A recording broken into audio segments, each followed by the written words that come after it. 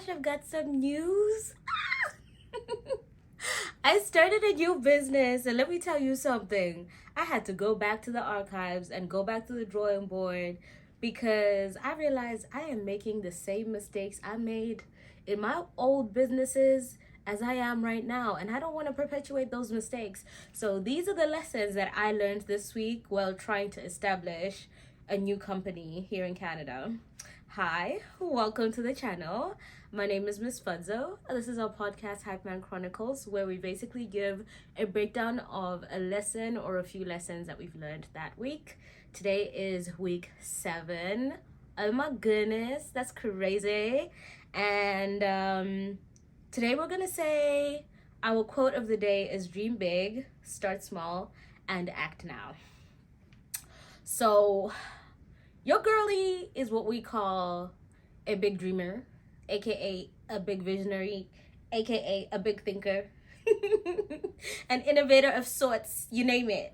I feel like I dream really, really big. When I think of an idea, I think of 8 ways that I can generate income from that one idea. When I think of a business model, I think of 8 to 9 ways that I can have revenue streams from that piece of business before I even considered running it as a company. My background in business is I have parents who have always been entrepreneurs. And I say that to say because I do definitely have a unique vantage point on the behind the scenes of running a business. They've been running businesses since I could remember. They've been hustlers since I can remember, since birth. And as a result, I think they just created children that were very entrepreneurial. My first little business venture was we would do little tuck shops and you would sell little bits and bobs here and there to make pocket money, or at our church we used to call them talents, where you kind of have a little business and then you do a church fundraiser called Home Talents. So I did that for a really long time, but my first big girl business was in my first year of university. I had a hair business where I basically would get extensions like braiding hair, crochet hair, weaving hair. I'd get it from different vendors, both in Zimbabwe, because it was cheaper to get it from Zimbabwe at the time, and in China and the US through Alibaba or AliExpress. At the time, people didn't really know a lot about those things, and a lot of people were really skeptical to buy them online. So I really took advantage of that and learned the vendors, created relationships with them, essentially established a business. And any person who needed hair on campus would just hit me up and I would get them hair. I had clients even outside of the city that I was in my university, because I spoke to a lot of people and a lot of people networked with me.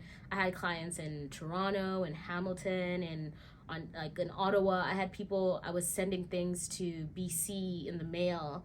And eventually the business shut down because I just had bought way too much inventory and I didn't have the capacity to be doing all the selling and doing all the marketing. It was just too much. I dreamt too big and started way too big. So I stopped that business just in time, sold the rest of the revenue that I had, gave the rest away to whoever wanted it, and then we closed that business. Then I had a jewelry company for a little bit. Loved having the jewelry company, and then expanded the jewelry company to a jewelry and clothing brand called Umambo. Eventually expanded Umambo to clothing, jewelry, home decor, stationery. I mean, just the nines, accessories and everything. And again, because I expanded too quickly, I went into the problem of dreaming too big and starting too big, and I invested way too much. And again, I ran into the problem of not having the capacity at the end of the day and having overexerted right at the beginning without actually realizing what my capacity would be in the end. Then I had a media production company that did photography and videography for events. We do podcast production and branding for companies and all of that stuff. We do web development. It was also conjoined to my digital marketing business. So we're doing digital marketing and video and photo production, audio production, and everything. Great business. Business was booming. And honestly, that I think is the only thing that I really started and just worked on incrementally and got better and better and better and better and better. But I had to move from the city I was staying in. And when I moved to this new city, I just didn't have the time. I left all my equipment in the city I'd left in. So I'm basically having to start over again. And then at some point, oh my gosh, there'd be so many businesses. I did braiding hair. I actually used to have a little baby salon where I would do people's hair. And that went well for a little bit, and then exams happened, and then I just never had the time to do it. So I say this to say I like to think of myself as a serial entrepreneur. If there's one thing I know how to do, is I know how to start a business. I know how to have an idea, create that idea, come up with a service, come up with 8 streams of income from that idea. If there's one thing I know how to do, is that's I've never had a problem, even with people who come to me and they're like, yo, I have this idea, and they give me a 2-second pitch of the idea. I have the capacity to expand on that idea. That's just a talent I think I have. It's a certain level of creativity in business that I just have a natural inclining for. I think also, and a background based on my family, and a background based on my failed attempts at business and my successful attempts at business as well. So I say all this to say I have had many businesses. I've also studied business administration, so I have that as a little cushion in the background. But honestly, studying business administration and actually running a business, they don't always work together hand in hand. But I say all of this to say that I had this week to really meditate and evaluate. I went through my books of accounts for all my other previous businesses, and I realized they all had the same problem. I had these huge visions, I had these huge dreams for these businesses, and unfortunately, because I'm an overachiever, and unfortunately, I think because nobody gave me the wisdom, I always felt like I needed to start really large for it to be really successful. Instead of, I'll give you an example, for my hair company, if I had started with 4 types of hair, for example, and I'd said all I do is this kind of hair, expression hair, I do in different colors, and I invest in multiple colors. Let's say, and I say I'm doing, for the crochet hair, we've got a straight ting, we've got a curly ting, and then for weave, we've got a straight ting and a curly ting, and that's all I did, and I played around in those different colors. That's something that's more sustainable than having a company that has 5 packs of a zillion different types of hair. That just doesn't make sense. Because some people might want to buy 10 packs, some people might want to buy 2 packs, some people might want to buy 1 pack. That some people might not even want to buy that, and you've already bought the inventory and it's chilling in your house. No.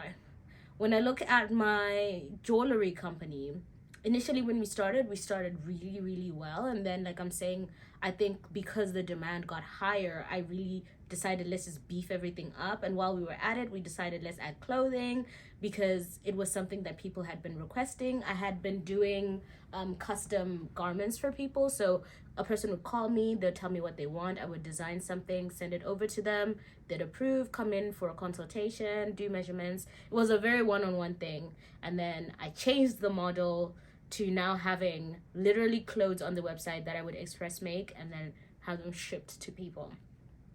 And all of those things, if done one at a time, if I had established the jewelry brand, figured out who my manufacturers would be, figured out all my shipping, figured out what products were actually selling, maybe concentrate on 3 or 4 products, figure out what they like, what they don't like, then move on. Once I've specialized in jewelry and move on to clothing, that would have set me up for so much more success in the long run. So, my lessons of the week. My first lesson of the week is absolutely dream big. I don't want this video to be something that deters you from dreaming big, and that's not what I'm saying. I believe dream big and send God the bill. That's all, period, honey. Like, dream huge, have huge dreams. Dream big dreams, have big thoughts. I think that's so important for you to have, and I want to encourage other people to have that. When you think of a business, when you think of an idea, think huge.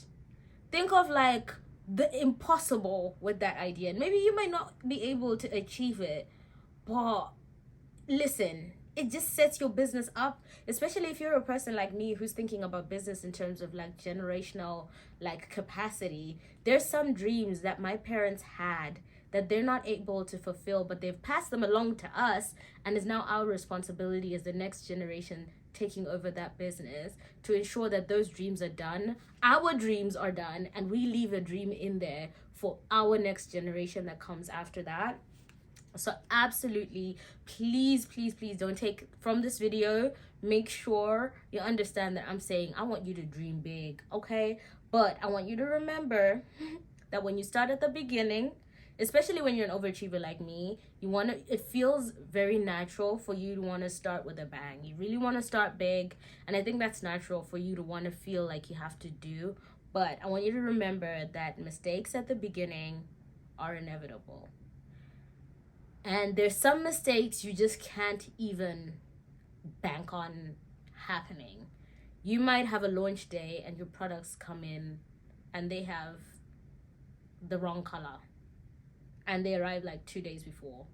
Even that one, maybe that one you can even control, because let's say you plan ahead of time and you have all of your products in time and all of that stuff. On the day of, they could just decide, actually, we have Coco, we got the COVID, we gotta close things down. These are very extreme cases, but there are things that are just outside of our control. I'll give an example. Today, I really didn't want to exercise. It rained all day, like, and I looked at the weather forecast, but I'm doing 75 hard, and it required that one of the things I do is have a 45-minute workout outside. I did not want to, but it is required for me to do it. So guess what, my hair is wet right now, and I had to still make a sacrifice and go outside and walk in the rain. And those are things that I couldn't have accounted for, days where I would have to walk in the rain when I made my decision to do 75 hard, right? But it's important that I have enough capacity in my wheelhouse to be able to do that. So dream big, but remember that right at the beginning, it's inevitable to make those small mistakes. And because it's inevitable to make small mistakes right at the beginning, my point number 2 for you is, so start small. Start small with manageable chunks so that you learn from your mistakes without risking too much. If there's one thing that I've learned from all my previous adventures, is that if you invest too much too soon, you lose the risk of losing everything. And even if you don't lose everything, you run the risk of resenting the dream. Towards the end of running Umambo, I was miserable. You know when your dream becomes the bane of your existence? Like, I don't want this. Why did I pray for this? I don't want this no more. And it was because I kind of bit off way too much than I could chew, and I couldn't step back. I had already made orders. There were things that were already chilling in my house. The website, it was just too much. And then I left the country. Oh, guys, let me tell you, there were just so many things. And in the end, I just realized if I had started smaller, I would have had the capacity to do it even in another country. If I had been able to like start with specializing in different places, I would have had the capacity to bank on one thing before I did another thing. You know what I mean? I would have had things that people knew, like I can bank on people who want jewelry, or people who want bags, or people who want shoes. Anyway, so start small, and try not to risk too much at the beginning. if you're starting like a service-based business, if you can start with some family members, that's low risk entry. If you have a like a product-based business, maybe ask a few family or friends to buy in, put it on your Instagram stories or Snapchat, and just ask your community, like, would you buy this? How much would you pay for it?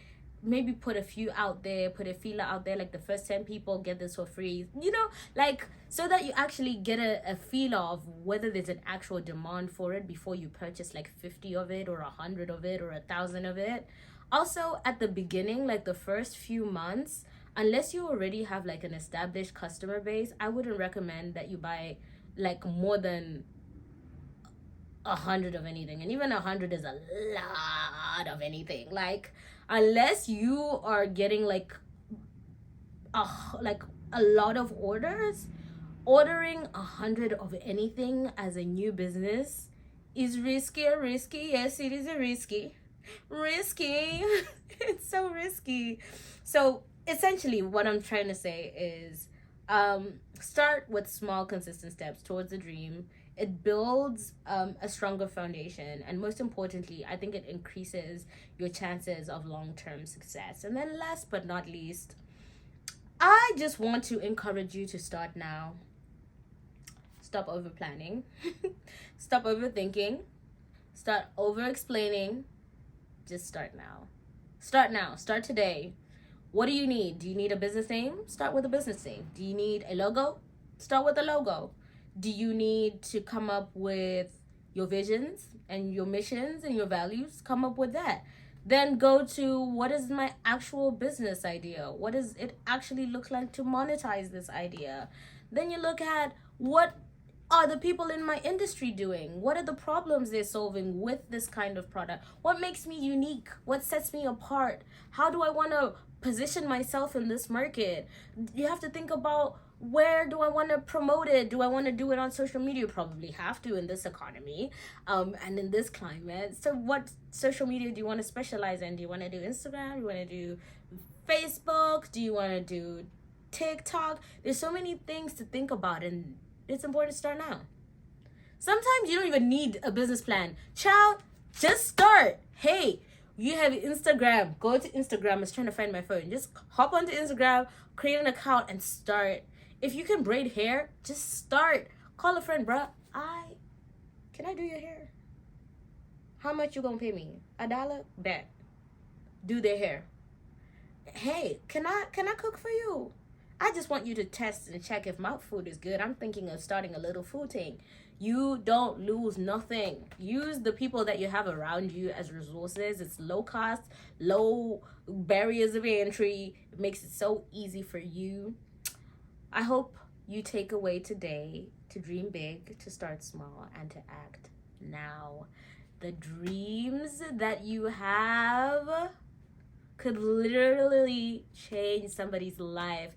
Somebody out there is praying for a solution that you're sitting on right now, and I want you to think about that. You are literally somebody's solution. You are literally an answer to somebody's prayer, and you're holding on, and you're chilling in your bedroom and saying, I'll wait for another year, and people are literally dying because you are sitting on the solution to their problem. Think about how many dreams are in graves right now.